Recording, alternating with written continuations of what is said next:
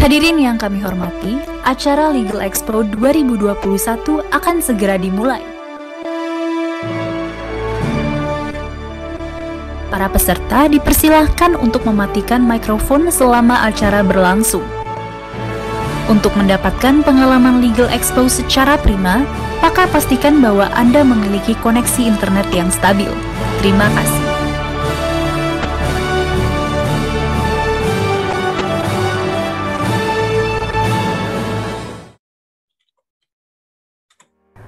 Assalamualaikum warahmatullahi wabarakatuh. Salam sejahtera untuk kita semua. Selamat datang kepada Bapak, Ibu, dan teman-teman dalam Legal Expo 2021 yang diselenggarakan oleh alumni FHUI Angkatan 91 bekerjasama dengan IDLC dalam rangka Pearl Reunion. Rangkaian acara Legal Expo kali ini adalah launching buku yang berjudul Antologi Untayan Mutiara Hukum Lintas Praktik dan Sektor, berisi kumpulan tulisan pendapat hukum dari 24 penulis alumni FHUI Angkatan 91. Ada 29 artikel, 38 webinar, 48 meet and greet dengan kelas paralel 8 sesi setiap harinya, dan 50 podcast yang akan disiarkan melalui 7 stream podcast, yaitu Spotify, Anchor FM, Apple Podcast, Google Podcast, Breaker, Radio Public, dan Podcast Cast. Semua narasumber berasal dari berbagai profesi yang ahli di bidangnya masing-masing. Dalam Legal Expo ini tersedia juga kesempatan magang, mentoring, dan info beasiswa. Nah, buat yang ingin tahu lebih lanjut, jangan lupa cek website kita. Langsung saja kita masuk ke acaranya, dan kepada peserta, selamat mengikuti.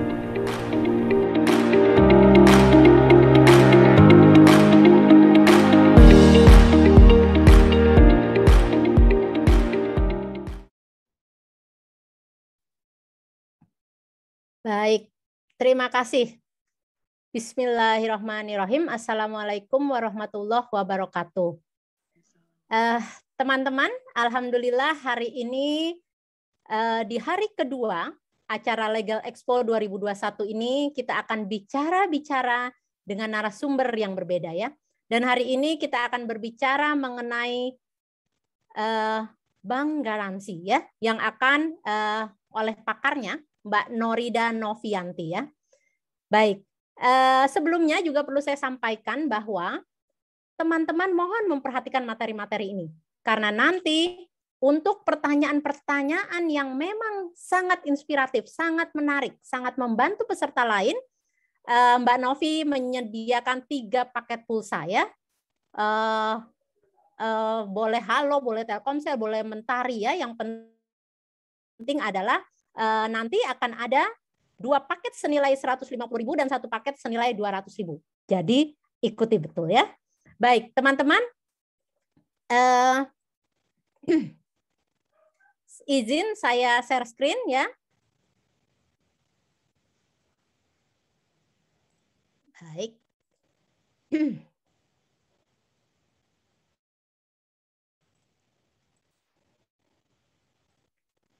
Baik. Liburan pergi ke desa, di desa menaiki kuda.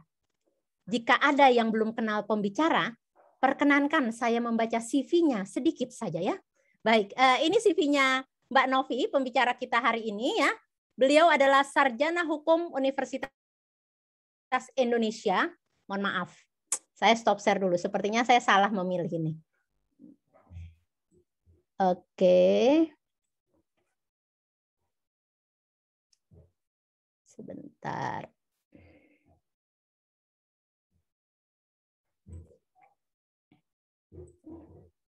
Oke. Beliau adalah sarjana hukum di UI S1 dan S2 dan banyak sekali pengalamannya ya, teman-teman bisa lihat ini. Ini kenapa begini ya Mbak Novia? Sebentar, mohon maaf.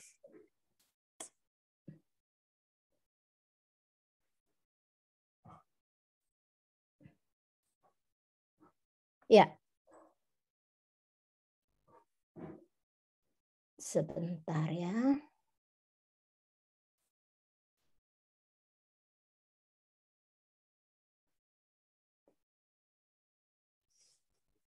Ya, Mbak Novi ini S1 dan S2-nya di UI, teman-teman. Dan kalau teman-teman melihat, ini teman-teman bisa lihat bagaimana Mbak Novi ini banyak sekali bergerak di berbagai bank ya.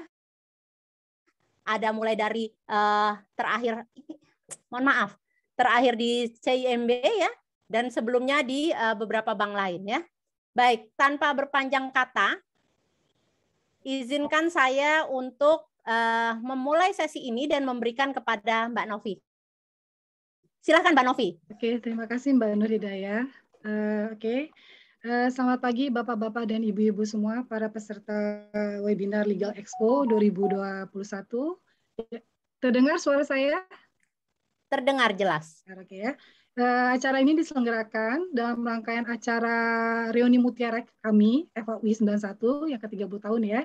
Nah, sebelumnya saya juga ucapkan terima kasih Mbak Nur Hidayah untuk introduction-nya atas diri saya. Makasih Mbak Nur ya. Ya, siap. Pagi hari ini saya akan membawakan materi tentang bank garansi dan teori dan praktek. Materi ini memang sengaja saya pilih karena memang sejak saya lulus dari FAUI, saya memang lebih dari 25 tahun bekerja di industri perbankan. Dan saya melihat memang bank garansi ini sebagai salah satu produk bank yang memang cukup lama ya, dan memang common ditawarkan oleh perbankan kepada nasabah lendingnya. Selain itu juga bank garansi ini merupakan salah satu produk perbankan yang juga sebagai fee-based income generator bagi bank itu sendiri. Ya, itu preliminarinya. Oke, kita mulai ya. Oke, kalau kita berbicara tentang bank garansi, of course kita harus tahu pengertiannya dulu ya. Ya, secara konsep BG itu bank garansi tersebut merupakan bagian dari konsep penjaminan. Di sini bisa saya kasih pengertian yang sederhana. BG itu adalah perjanjian aksesorir dalam bentuk warkat, ya, yang diterbitkan oleh bank, di mana di dalamnya bank ada kewajiban untuk membayar jumlah tertentu kepada pihak penerima bank garansi apabila pihak yang dijamin melakukan wan prestasi. Nanti bagaimana wan prestasi itu kita ketahui atau bagaimana syarat-syarat pengajuan klaim nanti kita akan bahas di slide-slide berikutnya. Oke, berikutnya next slide. Nah, apa sih dasar hukum dari produk bank garansi ini? Seperti yang saya bilang tadi, karena memang bank garansi ini merupakan konsep penjaminan, tentu saja memang rujukan secara umumnya kita akan merujuk ke KUH Perdata, utamanya pasal 1820 sampai pasal 1850. Nanti rekan-rekan bisa ngecek sendirilah isinya ya pasal-pasal ini. Nah, selain itu juga Bank Indonesia sebagai pihak regulator juga mempunyai regulasi tersendiri yang tertuang dalam surat keputusan Bank Indonesia dan surat edaran Bank Indonesia. Ini kalau kita lihat, ini tahun 91 nih Mbak Nur Hidayah nih. Sama dengan umur angkatan kita Mbak kebetulan. Pas sekali ya. Iya, pas sekali. Jadi peraturan ini umurnya juga udah 30 tahun, udah cukup dewasa ya peraturan ini. Jadi along the way untuk implementasinya atas peraturan ini memang ada beberapa modifikasi atas implementasinya yang memang biasa kita tuangkan dalam hubungan kontraktual antara bank sebagai penerbit dengan nasabah atau applicant selaku pemohon bank garansi itu sendiri. Oke, next slide-nya. Oke, kita perlu juga mengetahui siapa sih sebenarnya pihak-pihak yang terlibat dalam penerbitan bank garansi ini. Secara basic, secara prinsip, sebenarnya bisa kita bilang at least ada 3 pihak di sini. Pihak pertama biasa kita sebut sebagai pihak yang dijamin. Pihak yang dijamin ini biasa kita sebut sebagai either applicant, debitur, atau pemohon. Ya. Selanjutnya pihak kedua adalah bank itu sendiri selaku penerbit bank garansi. Ya. Yang ketiga ada pihak penerima bank garansi yang biasa kita sebut sebagai beneficiary di sini. Nah, dalam beberapa kasus dalam prakteknya ada dimungkinkan ada keterlibatan pihak lain. Mungkin kalau teman-teman peserta ini yang memang background-nya perbankan juga, yang memang di area trade, mungkin familiar dengan istilah counter guarantee. Jadi ilustrasi counter guarantee sepertinya seperti ini. Misalnya saya sama Mbak Nur Hidayah punya ada perjanjian kerja. Dalam perjanjian kerja itu misalnya Mbak Nur Hidayah mensyaratkan saya untuk menyerahkan bank garansi ya yang diterbitkan oleh bank misalnya di Singapura karena kebetulan Mbak Nur Hidayah base-nya di Singapura misalnya. gitu ya. Nah, karena saya yang kebetulan misalnya WNI tidak punya akses terhadap bank yang di Singapura, saya bisa tuh menginstruksikan bank di Indonesia untuk menginstruksikan bank yang ada di Singapura, sekaligus memberikan garansi ke bank yang di Singapura untuk menerbitkan bank garansi dengan beneficiary Mbak Nur Hidayah sebagai entity yang di Singapura. Nah, dalam hal ini berarti bank yang di Indonesia akan menerbitkan bank yang ada di Singapura sebagai dasar bank yang di Singapura menerbitkan bank garansi untuk Mbak Nur Hidayah. Gitu ya. Jadi ada 2 layer bank garansi di sini. Bank di Indonesia sebagai parent garantinya yang kita sebut biasa counter garantor, dan bank di Singapura menerbitkan bank garansi untuk beneficiary Mbak Nur Hidayah sebagai baby garantinya. Begitu ilustrasinya sederhananya. Oke, nah itu sekilas tentang pihak-pihak dalam bank garansi. Selanjutnya kita di slide berikutnya ya, di slide berikutnya kita akan bahas juga tentang jenis-jenis bank garansi. Sebenarnya dalam praktek ini banyak sekali varian bank garansi, tapi kalau pengalaman saya sih bisa mensummary ini dalam 5 jenis at least ya. Antara lain seperti jaminan penawaran. Jaminan penawaran itu seperti apa sih? Jaminan penawaran ini yang biasa kita sebut seperti kalau pakai istilah demand garantinya itu jadi bid bond. Itu common dipergunakan untuk pihak-pihak yang mengikuti, yang berpartisipasi dalam suatu lelang atau bidding untuk mendapat proyek-proyek tertentu. Di mana pihak bohir selaku pemilik pekerjaan pastinya mensyaratkan peserta lelang untuk menyerahkan jaminan penawaran ini untuk memastikan bahwa peserta lelang ini tidak menarik diri pada saat proses lelang belum selesai. Jadi kalau pada saat proses lelang belum selesai, tiba-tiba peserta lelang ini menarik dirinya dari kepesertaannya, itu pihak bohir bisa mengajukan klaim atas bank garansi jenis jaminan penawaran ini. Gitu ya. Selanjutnya, jaminan uang muka. Jaminan uang muka ini kalau saya ilustrasikan, setelah misalnya tadi pihak yang bidding selesai, ditentukan pemenangnya. Ya, pemenangnya ini let's say kita sebut kontraktor. Pasti pada saat dia memenangkan proyek itu pekerjaan harus segera dimulai. Nah, ini common nih, pihak bohir milik pekerjaan memberikan uang muka untuk sebagai istilahnya modal untuk melaksanakan pekerjaan. Pasti akan disertakan dengan underlying kontrak bahwa atas uang muka ini harus digunakan secara proper sesuai ketentuan dan perjanjian tersebut. Nah, dalam misalnya uang muka ini tidak digunakan secara proper, bohir ini bisa nih juga mengajukan klaim atas jaminan uang muka yang sebelumnya diberikan oleh si pihak kontraktor. Itu ya, secara umum jaminan uang muka. Kemudian ada jaminan pelaksanaan. Jaminan pelaksanaan ini lebih kepada bagaimana proyek yang telah dimenangkan oleh kontraktor tersebut dijalankan. Ibaratnya biasa dalam suatu pekerjaan yang mungkin long term ya, mungkin ada tahap-tahap staging tertentu di mana memang pihak bohir pemberi kerja melakukan evaluasi atas progres pekerjaan yang kontraktor ini. Nah, dalam pelaksanaan tersebut sumpama memang ada hal-hal yang dianggap memang tidak sesuai ketentuan perjanjian, nah atas jaminan pelaksanaan ini pun juga bisa diajukan klaim oleh si pihak bohir kepada bank penerbit garansi. Oke. Kemudian ada jaminan pembayaran. Nah, jaminan pembayaran ini ya sesuai dengan namanya ya, pada saat suatu pekerjaan atau suatu proyek sudah selesai, pasti ada ekspektasi pembayaran tertentu pada saat due date sesuai dengan kontrak di antara kontraktor dan bohir. Nah, pada saat ada non-payment, pada saat due date sesuai dengan kontraknya, dan itu di-cover oleh jaminan pembayaran, bohir juga sebagai dalam ini bukan bohir ya, kontraktor, karena kontraktor yang harus menerima pembayaran ya. Berarti nanti dalam hal ini bohir yang harus mensubmit jaminan pembayaran. Nah, kontraktor ini bisa nih meminta diserahkan jaminan pembayaran oleh si bohir supaya pembayarannya terjamin oleh perbankan. Ya, oke. Kemudian ada juga jaminan retensi pemeliharaan. Ini justru pada saat proyek atau pekerjaan sudah selesai, ada periode di mana pihak yang menerima hasil pekerjaannya ingin memastikan bahwa kualitas pekerjaan sudah sesuai dengan diperjanjikan. tidak ada cacat, tidak ada kerusakan, tidak ada dysfunction atas proyek yang dilaksanakan. Nah, misalnya masa retensi atau pemeliharaan ini diperjanjikan let's say 3 bulan atau 6 bulan setelah serah terima dilakukan. Nah, jika dalam 3 bulan atau 6 bulan itu terdapat defect atau kerusakan atau dysfunction, itu atas jaminan retensi yang sudah disubmit itu bisa diajukan. Nah, itu gambaran secara umumnya ya. Oke.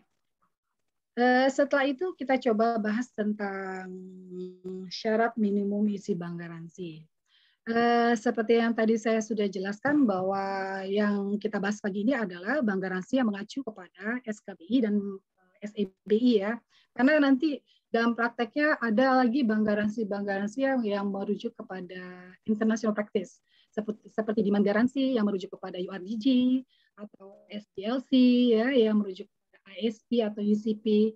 Itu karena keterbatasan waktu kayaknya itu kita hold dulu ya. Kita bahas tentang SKBI dulu. Nanti kalau ada waktu luang kita coba singgung dikit ya. Oke. Kalau berdasarkan SKBI dan SEBI ini syarat minimum suatu bank garansi itu dapat kita jelaskan bahwa suatu bank garansi itu pastinya harus ada mencantumkan judul garansi bank atau bank garansi. Kemudian bank garansi tersebut juga harus ada nama dan menyebutkan nama dan alamat bank penerbit bank garansi.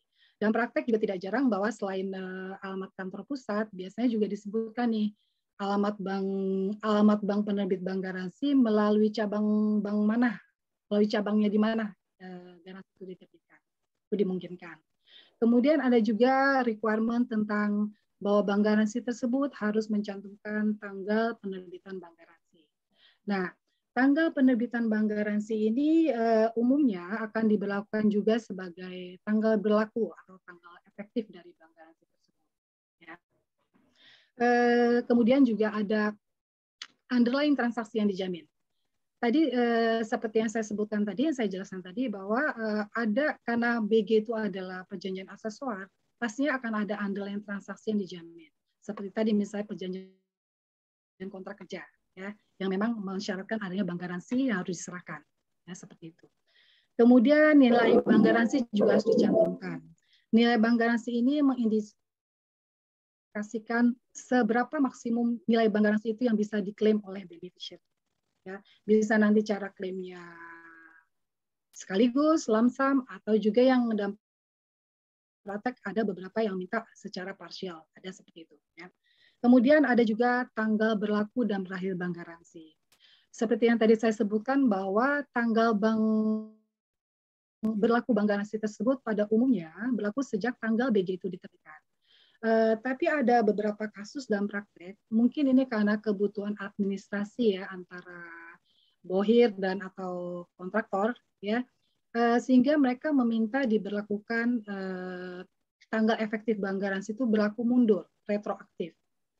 Misalnya begini, misalnya bank garansi diterbitkan hari ini, tapi tanggal berlakunya let's say mulai dari 2 minggu lalu, begitu. Itu secara legal dimungkinkan, cuman dan disinilah fungsi legal, bagaimana memitigasi hal-hal yang memang tidak standar seperti ini, walaupun secara legal dimungkinkan. Kita harus memastikan bahwa untuk memitigasi bahwa kita tidak memfinance project yang default, jadi dalam hal ada permintaan tanggal berlaku bank garansi itu berlaku mundur, ya, itu harus dipastikan bahwa tidak ada default pada saat tanggal retroaktif itu sampai dengan tanggal penerbitan bank garansi. Nah, mitigasinya apa?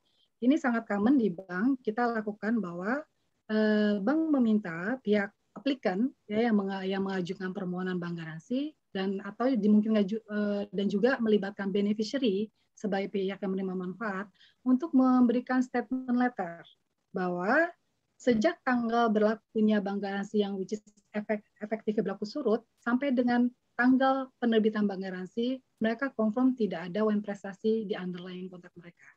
Jadi ini perlunya kita memastikan bahwa pada saat BG kita terbitkan sebenarnya belum terjadi wan prestasi. Jadi kita terhindar dari isu kita memfinance default project. Gitu ya.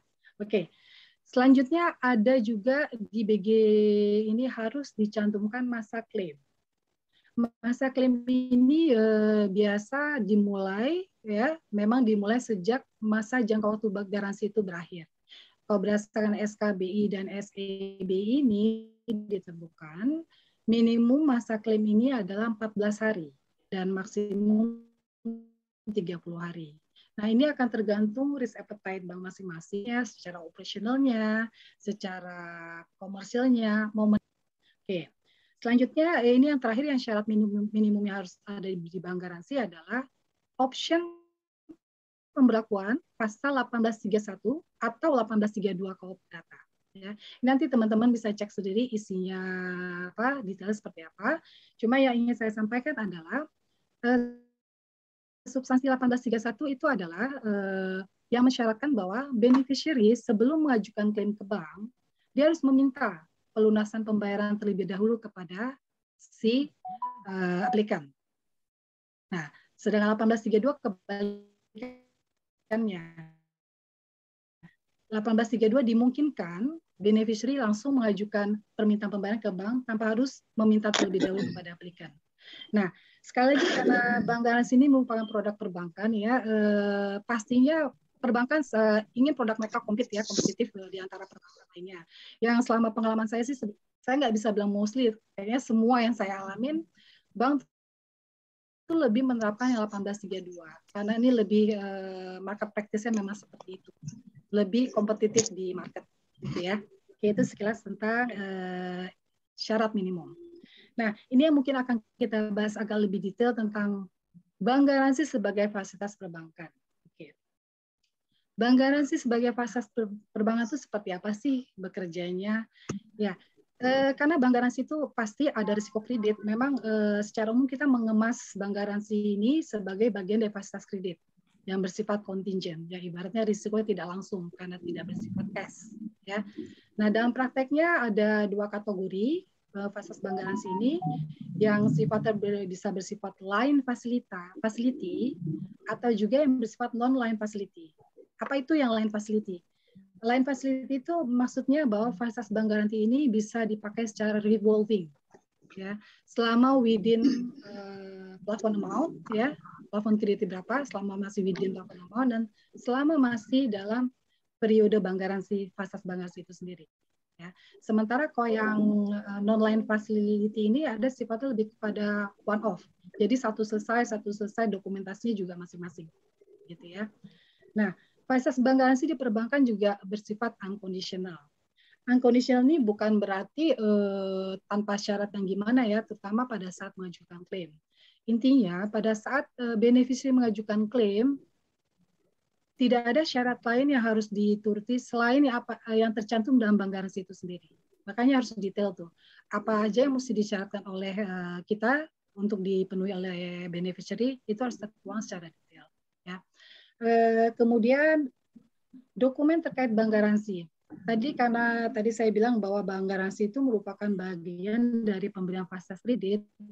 Secara umum bank garansi itu terutama untuk yang line facility ya, akan ada perjanjian penerbitan bank garansi yang ditandatangan antara bank selaku penerbit dan juga aplikan selaku pemohon. Nanti setelah perjanjian penerbitan bank garansi ini ditandatangani, aplikan ini berhak untuk mengajukan aplikasi permohonan bank garansi dan juga disertai dengan underlying kontrak. Kenapa underlying kontrak ini kita perlukan? Sekali lagi tadi konsepnya adalah bank garansi bagian dari konsep penjaminan yang bersifat aksesuar. Ya, jadi garansi di kita itu sifatnya dependent masih, ya karena aksesuar tadi. Nah, underlying kontrak ini juga diperlukan untuk memastikan bahwa bank garansi yang kita terbitkan itu nilainya tidak melebihi nilai kontrak yang dijamin. Jadi tidak over value. Periode juga seperti itu. Periode yang tercantum dalam bank garansi tidak melebihi periode yang tercantum di underlying kontrak atau over value seperti itu ya. Nah, ada juga statement letter of indemnity. Statement letter dan letter indemnity ini sebenarnya kita syaratkan jika dalam prakteknya ada beberapa deviasi yang dimohonkan oleh either applicant atau oleh beneficiary melalui applicant. Ya. Sebenarnya kira-kira apa aja sih deviasi yang biasa dimintakan oleh applicant atau beneficiary. Nah, contohnya misalnya claim period. Tadi yang saya bilang bahwa claim period itu minimum 14 hari, maksimum 30 hari. Misalnya, let's say satu bank menentukan, internal policy kita mensyaratkan bahwa claim period itu memang 14 hari. Nah, nasabah ternyata minta 30 hari nih. Nah, walaupun secara legal dimungkinkan karena peraturannya memang memberi ruang seperti itu, cuma kita harus balikin lagi ke internal bank kita nih. Apakah itu doable secara sistem operasional kita, acceptable secara komersial di bisnis kita? Nah, itu harus di-assess. Walaupun secara regulasi memungkinkan. Nah, kenapa ini kita harus komunikasikan supaya memang kita close monitoring terhadap nasabah ini karena memang ada deviasi dari standar kita. Jadi ibaratnya kita ngetriknya pun juga tidak akan ada bolong-bolong nanti. Seperti itu salah satu contoh deviasi. Kemudian ada lagi yang suka kejadian nih. Ada beberapa bank yang mensyaratkan bahwa untuk mengajukan klaim bank garansi, ya, selain salah satu syaratnya adalah harus mengembalikan asli warkat bank garansi itu sendiri, gitu. Nah, ada beberapa kasus di mana, wah ternyata nasabah asli warkatnya hilang, dia cuma menerima kopi. Nah, ini kita nge-treatnya gimana? Nah, dalam hal seperti ini, again nih, legal berfungsi di sini. Ya, biasa lagi-lagi untuk mitigasi nih. Sangat common kita mensyaratkan untuk sesuatu yang hilang ini, kita minta laporan ke kepolisian bahwa memang warkat BG dengan identitas sekian ini hilang. Jadi, by the time nanti ada yang nemuin aslinya, udah terikot ini di kepolisian. Seperti itu. Ya, seperti itu. Kemudian juga ada dikenal, nah, tadi kalau kita bilang pihak bank garansi itu ada applicant, penerbit, sama beneficiary. Yang umumnya beneficiary itu satu, tapi ada juga yang propose. Nah, kami ini sebenarnya beneficiary ada dua loh, karena kita joinan. Nah, secara legal dimungkinkan saja gitu. Tapi again lagi kita harus cek secara operasional kita mengganggu apa enggak gitu kan. Jangan sampai nanti yang satu ngajukan klaim, yang beneficiary pertama ngajukan klaim, ternyata beneficiary yang satu keberatan. Jadi dalam prakteknya kita suggest-nya adalah boleh dicantumkan dua-duanya, tapi harus ditentukan perwakilannya yang untuk mengajukan klaim. Supaya Pak, kalau ada dispute di antara mereka, bank juga termitigasi dari risiko terlibat lebih jauh. Gitu. Itu contoh-contoh deviasi ya. Nah, atas deviasi ini biasanya karena di perjanjian penerbitan bank garansi kita sudah ikat aplikannya yang mengajukan permohonan bahwa aplikan setuju menggunakan standar format kita. Nah, jika ada deviasi yang dimohonkan, pastinya kita minta statement letter atau LOI dari mereka supaya mereka juga binding ya atas deviasi-deviasi yang mereka mintakan begitu. Ada dokumentasinya istilah begitu. Ya. Oke. Selanjutnya nah, ini kita lebih lanjut akan bahas juga tentang beneficiary's claim dan applicant's objection. Ini adalah klaim dari si beneficiary dan keberatan dari si applicant ya. Nah, syarat klaim bagi beneficiary. Secara sederhana, yang paling sederhana yang pernah saya alami adalah syarat klaim itu harus ada statement of default. Nah, statement of default ini dari siapa? Ya, of course karena yang memang penerima manfaat bank garansi ini adalah beneficiary, berarti statement of default ini dari beneficiary yang harus disubmit ke kita. Ya, ada juga tadi yang saya bilang tadi dikembalikan asli warkat bank garansi ini, begitu. Ya, itu yang paling sederhana. Nanti variannya banyak sih. Either misalnya, jika ada selain di statement default, beneficiary juga harus submit nih, harus dilampirkan bahwa dia sudah melakukan summon kepada applicant. Bahwa menyatakan applicant Anda default terhadap kontrak kita, sehingga ada seperti itu ya, masyarakat seperti itu ya. Cuma itu jarang sih, tapi ada gitu ya. Nah, setelah syarat klaim terpenuhi, kita melakukan proses di internal. Salah satunya adalah proses verifikasi klaim. Nah, bagaimana verifikasi klaim ini kita lakukan? Yang paling standar kalau bisa saya jelaskan namanya memverifikasi suatu dokumen kan sebenarnya ada dua ya secara legal ya. Either kalau kita bicara perorangan against ID-nya kan ya. Tapi kalau bicara tentang korporasi kita harus ngecek kewenangannya yang menandatangan dan juga bentuk tanda tangannya. Nah, sekarang kalau misalnya kebetulan beneficiary-nya bukan nasabah bank, sehingga kita tidak punya dokumen itu, bagaimana cara verifikasinya? Nah, sebenarnya ada teknis yang paling mudah ya. Seperti saya bilang tadi, sebenarnya dengan mengembalikan asli warkat bank garansi itu salah satu bentuk verifikasi menurut saya, bahwa menyerahkan memang orang yang benar, karena nggak mungkin warkat surat berharga itu dipegang sama orang yang nggak authorized ya. Isunya adalah bagaimana memastikan bahwa warkat yang dikembalikan kepada bank itu adalah warkat asli.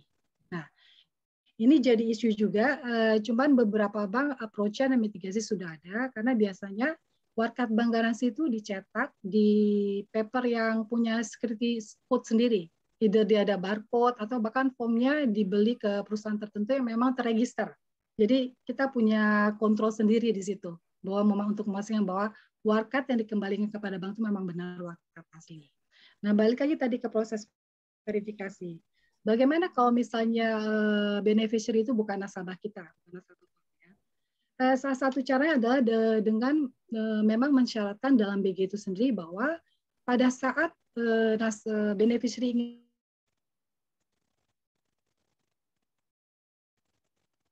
Halo, Mbak Novi. Suaranya hilang ya teman-teman ya? Halo? Swift ya? Suaranya Halo? hilang tadi, sempat hilang Mbak Novi. Oh, hilang. Oh. Nah, ada. Oke. Udah kedengeran? Udah, ya. Okay. Ya, tadi kita lanjutkan dengan koresponden bank ya. Ya. Jadi salah satu proses verifikasi dalam hal beneficiary itu bukan nasabah kita bisa menggunakan koresponden bank. Di mana koresponden bank ini juga akan meneruskan klaim dari beneficiary yang dikirim melalui SWIFT. Ya, setiap bank yang mempunyai SWIFT code sendiri dia akan terikat dengan SWIFT agreement ya, setahu saya. Di mana memang any message yang dikirimkan melalui SWIFT itu merupakan message yang authenticated. Itu salah satu bentuk verifikasi juga di kita dalam hal memang beneficiary-nya bukan nasabah bank, gitu ya. Nah, selanjutnya setelah proses verifikasi dilakukan, nah bahkan sebenarnya paralel dengan klaim yang kita terima, kita juga bisa melakukan komunikasi kepada debitur, applicant, dan pemohon. Intinya memberitahukan bahwa atas klaim, atas bank garansi yang mereka mohonkan, itu telah terjadi klaim, gitu ya. Selanjutnya, nah setelah proses itu kita lalui dan memang jika misalnya tidak ada objection dari applicant atau pihak lain, pembayaran dan penyelesaian bank garansi yang diklaim itu harus dilakukan dalam waktu tertentu yang disebutkan dalam bank garansi. Biasa dalam bank garansi itu disebutkan juga ada payment period. Payment period itu bisa 7 hari, ya bisa 10 hari, 14 hari, itu tergantung stipulation di bank garansi itu sendiri. Oke. Selanjutnya, nah ini yang akan jadi permasalahan nih. Bagaimana jika misalnya ada klaim ya, klaim bank garansi, sementara syarat pengajuan klaimnya sudah terpenuhi sesuai dengan yang tercantum dalam bank garansi.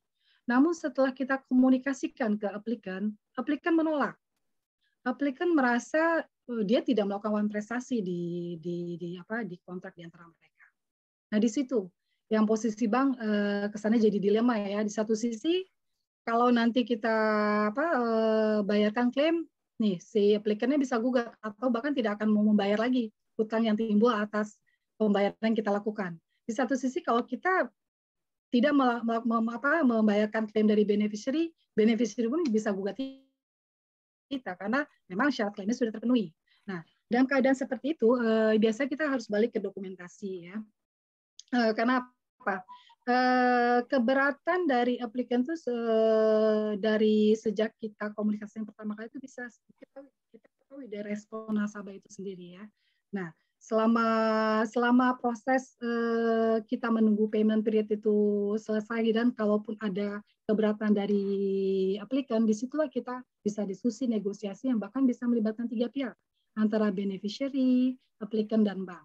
Tapi again prinsip dasar kita sebagai bank penerbit bank garansi, selama pengajuan klaim itu sudah sesuai dengan apa yang tercantum dengan klausul-klausul yang tercantum di BG, kita harus honor pembayarannya. Jadi gini, jadi yang penting bagi kita sebagai bank syarat formil harus terpenuhi. Karena jangankan kita sebagai bank ya, kita kan bukan lembaga peradilan yang bisa memutuskan salah benar ya. Even setahu saya nih teman-teman litigasi nanti boleh cek. Kalau untuk gugatan perdata pun juga sebenarnya kebenaran formil yang dicek, bukan material. Jadi ibaratnya mau ada nanti uang prestasi itu benar ada atau tidak, selama syarat klaim terpenuhi, kita harus handal pembayarannya. Dan itu memang sudah disadari dan sudah tercantum di perjanjian penerbitan bank garansi yang ditandatangani dan disetujui oleh applicant sebagai debitur kita. Jadi jangan sampai kita terlibat kita sebagai institusi perbankan yang memang produk kita adalah bank garansi, yang nature-nya memang pada akhirnya kalau diklaim harus bayar selama sesuai, kita terlibat dispute di antara mereka. Jadi dispute itu harus diselesaikan di antara mereka. Ya idealnya kita bicara begitu ya, tapi tidak tertutup kemungkinan pada akhirnya kita akan terlibat juga sih. Cuman ibaratnya komitmen kita sebagai bank penerbit bank garansi kepada beneficiary itu adalah perikatan terpisah dengan komitmen applicant terhadap kita berdasarkan perjanjian penerbitan bank garansi.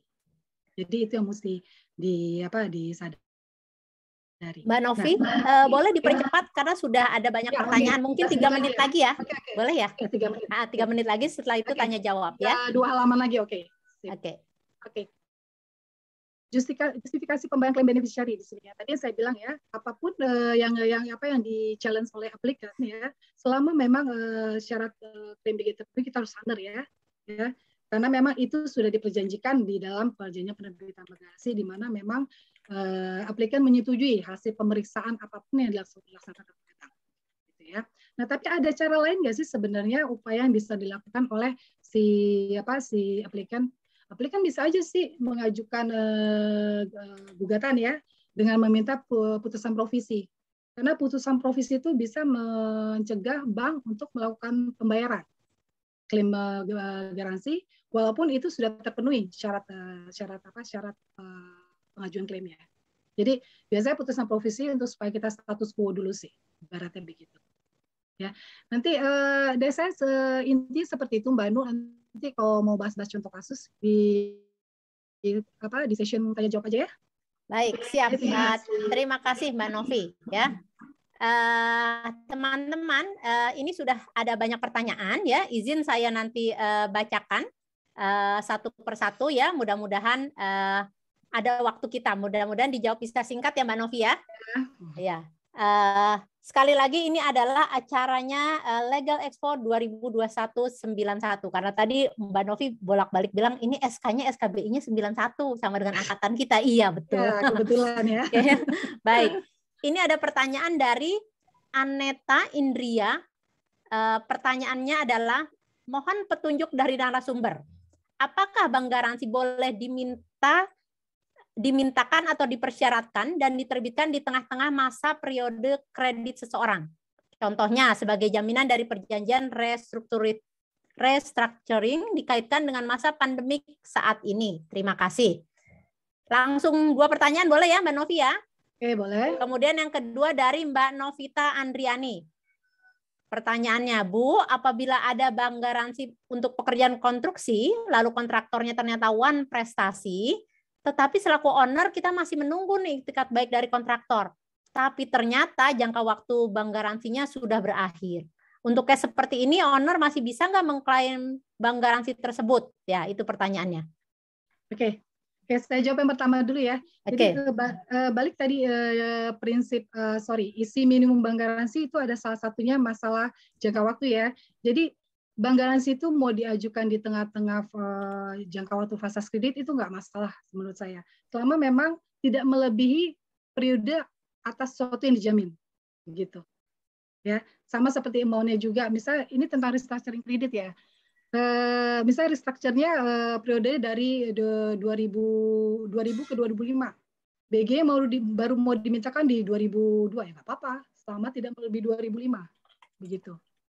Karena konsep garansi kita masih konsep dependen ya, yang memang masih menggantungkan kepada underlying kontraknya, begitu. Terjawab ya? Oke.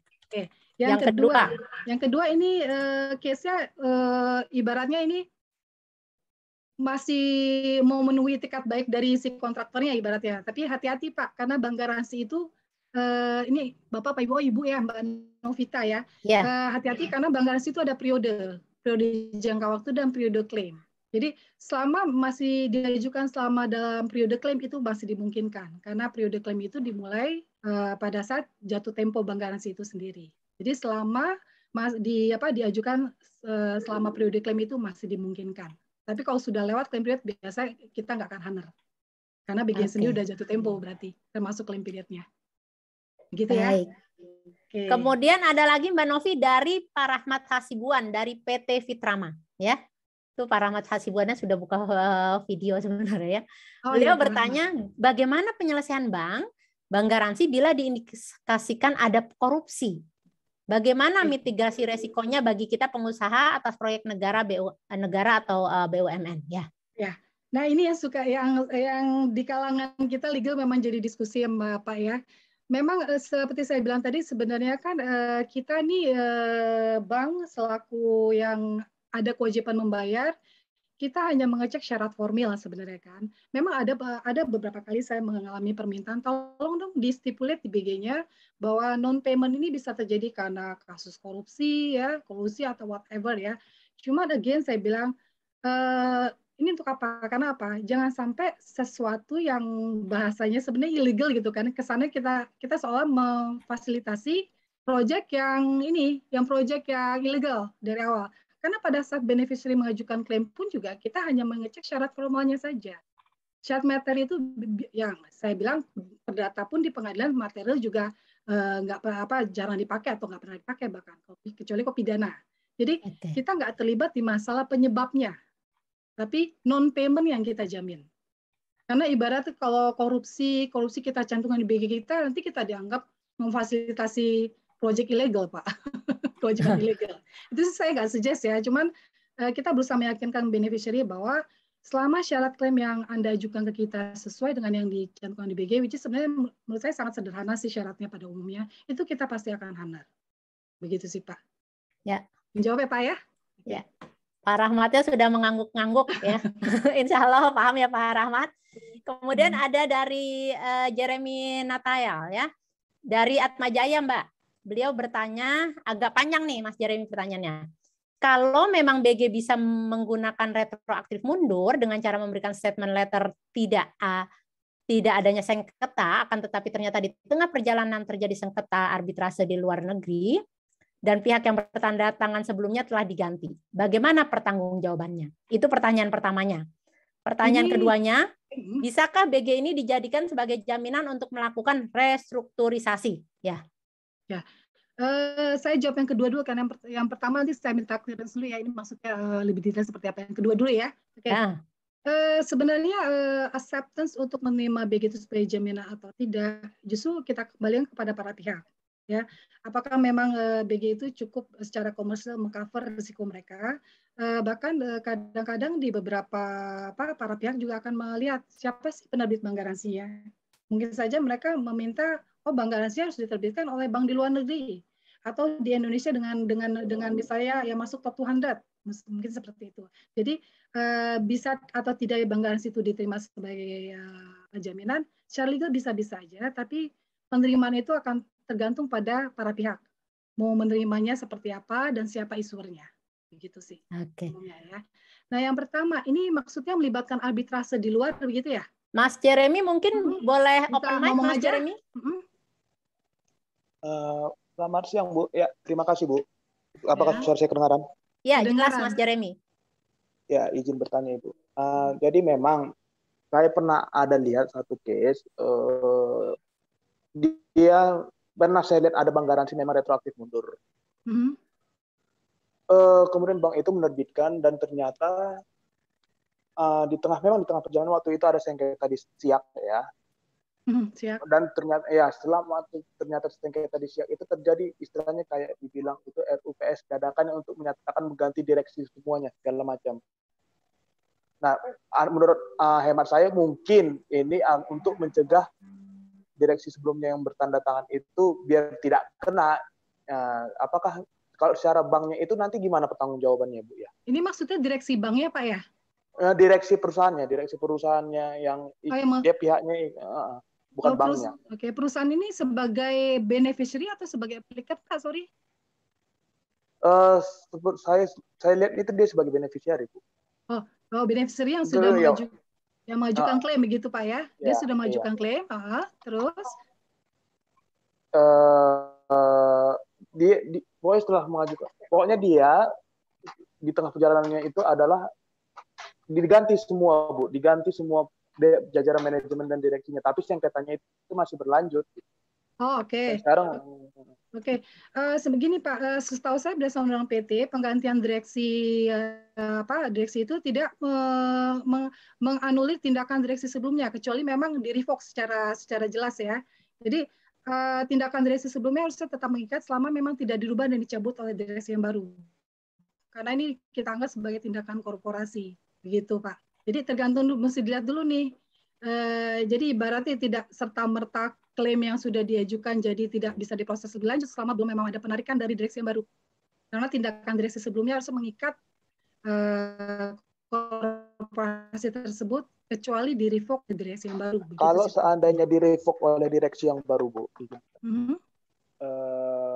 apakah direksi baru juga bisa kena jadinya, Bu? Atau memang hanya sebatas ya udah itu tanggung jawab yang lama, tapi tidak bisa diapa-apain gitu? Ini bisa kena konteksnya gimana Pak maksudnya nih? Sorry nih.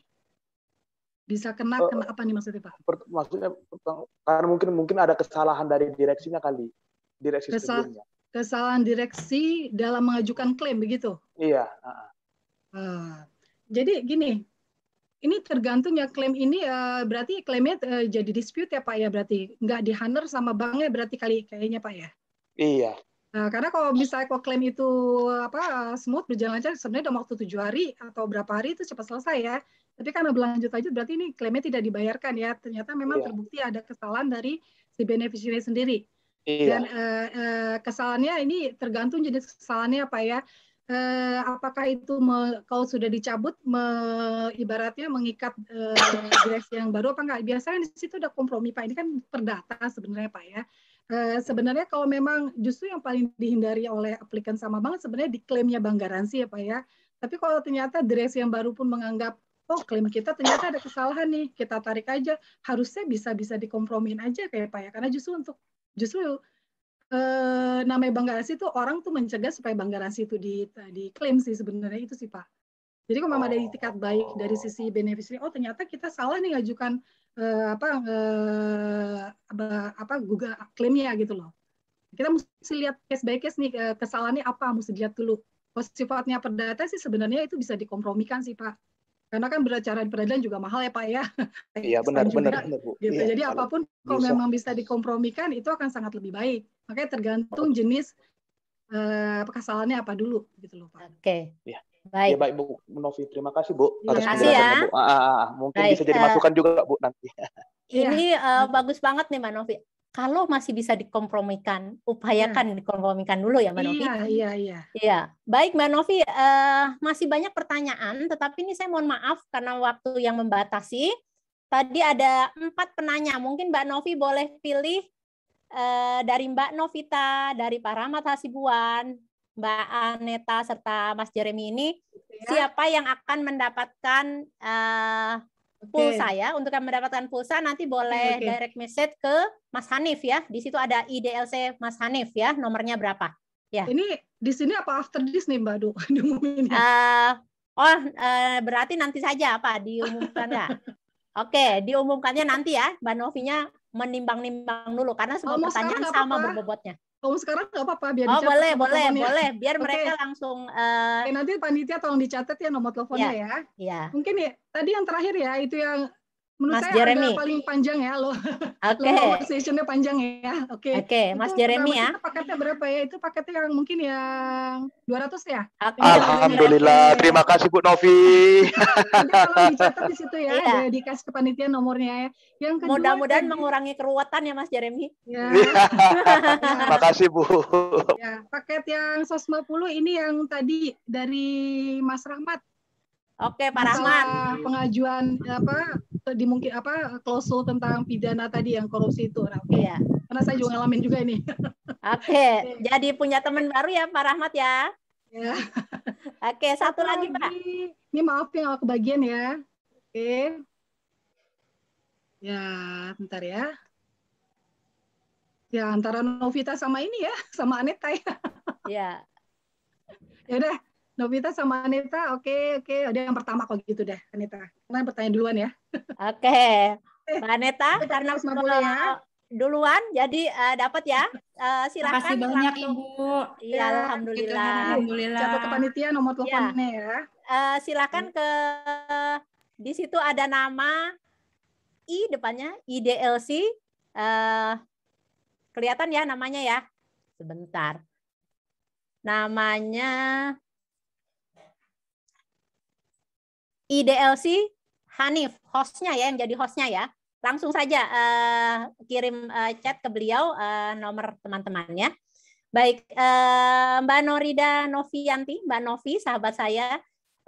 Sungguh sebenarnya banyak pertanyaan dan kelihatannya sesi ini memang sangat dibutuhkan oleh teman-teman yang sebagian praktisi ya, karena kelihatannya masalah yang ditanyakan juga masalah aktual ya.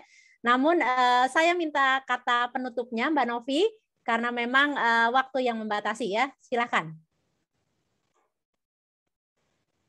Oke, ya sebagai penutup ya. Jadi penutup ini sebenarnya nggak hanya applicable di materi saya aja ya. Cuman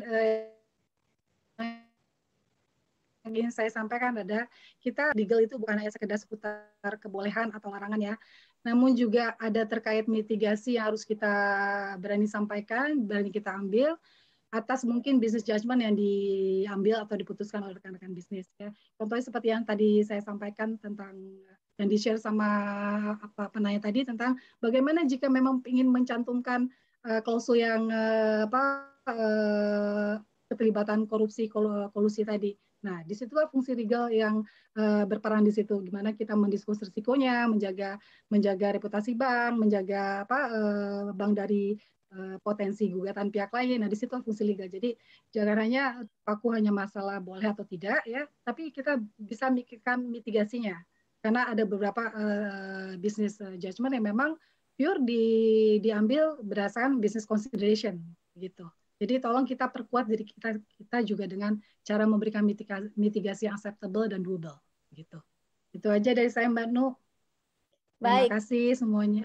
Terima kasih Mbak Novi, banyak sekali catatan penting. Bagaimana saya ingat, jadi saya ada ingat quote bahwa ketika kita menjadi pemimpin, tugas pemimpin yang utama adalah menentukan sikap ya. Dan di sini Mbak Novi sudah sampaikan bagaimana keberanian kita untuk menyampaikan. Keberanian memang untuk menyampaikan secara terus terang apa yang memang harus diketahui oleh klien kita. Baik teman-teman, terima kasih. Sekali lagi insya Allah hari ini acara Legal Expo 2021 alumni Fakultas Hukum UI 1991 FHUI 91 mudah-mudahan akan menjadi keberkahan untuk kita semua. Mudah-mudahan ilmunya senantiasa bermanfaat. Jumat barokah. Terima kasih. Assalamualaikum warahmatullahi wabarakatuh. Waalaikumsalam warahmatullahi wabarakatuh. Terima kasih kepada narasumber dan moderator. Semoga diskusi hari ini dapat menambah wawasan dan bermanfaat bagi kita semua yang hadir dalam kelas hari ini. Untuk materi dan absensi, jangan lupa cek di kolom chat. Kami masih ada kelas-kelas dengan topik menarik lainnya yang bisa teman-teman ikuti. Legal Expo 2021 adalah kesempatan terbaik untuk boost your career, advance your studies, and expand your network in the legal field and beyond. Wassalamualaikum warahmatullahi wabarakatuh.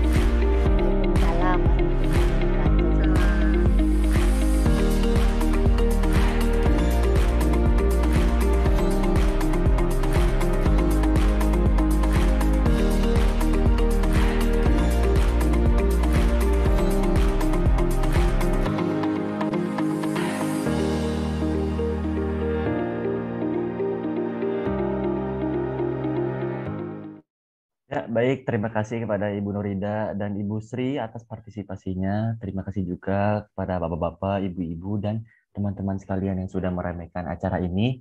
Saya izin untuk mengakhiri kelas saat ini dan sampai jumpa di kelas berikutnya. Terima kasih.